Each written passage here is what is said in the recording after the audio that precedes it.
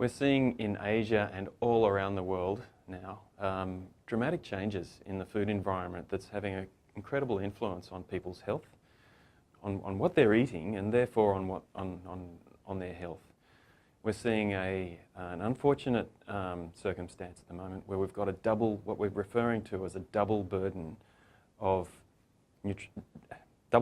malnutrition, which basically means people are undernourished at the same time as people gaining weight and becoming overweight and obese, and that's causing problems with all sorts of what we refer to as non-communicable diseases: obesity, cardiovascular disease, hypertension and stroke, and cancers. These are all diseases that are ultimately largely caused by what people eat, which is also, and what people eat is so much determined by our food environment. The food, the affordability of the food and what's available to us. Nothing determines what we eat more than the affordability of the food and the availability of food.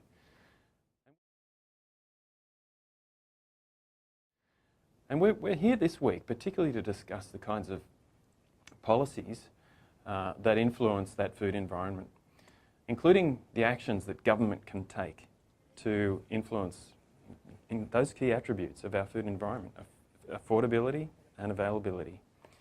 The people this week are, a large proportion of the people here this week are particularly concerned about food marketing and how that's been changing in recent times, really promoting a large proportion of foods that are really not supporting good nutrition.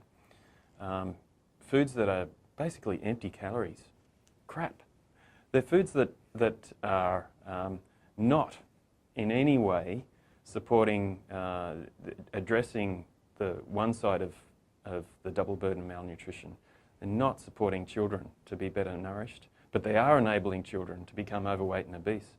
So we've got this issue of hidden hunger. People don't look hungry, but they are because they're undernourished.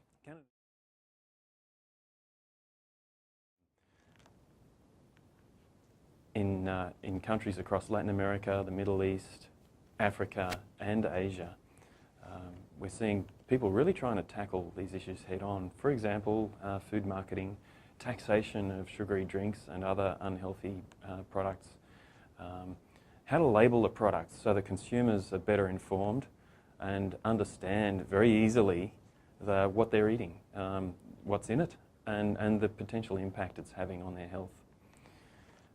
They're also trying to understand other policies that influence the food that's consumed in schools. And there's policies like what we have in Brazil, for example, where 30% of all school food actually has to come from family farms. What a terrific policy that not only improves the food environment for children in schools, but also supports the livelihoods of local farmers and supports that industry right across the country. A really critical issue that's key to many people, including government policymakers, is how do we best protect children? And one of the key issues here this week is around food marketing to children and how there's a really perverse approach, particularly from the food industry, to target children and increase the consumption of these unhealthy products that are not supporting nutrition in any way whatsoever. So this week we're trying to understand better how that gets regulated such that these foods are not so predominantly marketed, and to enable other foods to flourish and be marketed better. It's a really critical next step for many countries to have a comprehensive regulation of marketing such that these foods are not the front and centre in children's minds. So IDRC in our Food, Environment and Health program is supporting research. Why do we do research? A lot of people think, well, surely we know what to do, and why don't we just get on with it? Well, it's not that easy. And research really helps us understand what works, how it can work, and what's the impact once you've got something in place. So a lot of our researchers are actually looking at policy change, the process of policy change, and the potential impact of policies, and evaluating those policies once they're in place. For example, the adoption of sugary drinks taxes, which have been taken on in quite a number of countries now, to try and reduce the consumption of these unhealthy sugary drinks, and modelling the impact of what that will have at a population level on overweight and obesity, on diabetes, on cardiovascular disease, and actually showing what kind of impact it will have in order for that country to reach its goals in relation to reducing these diseases.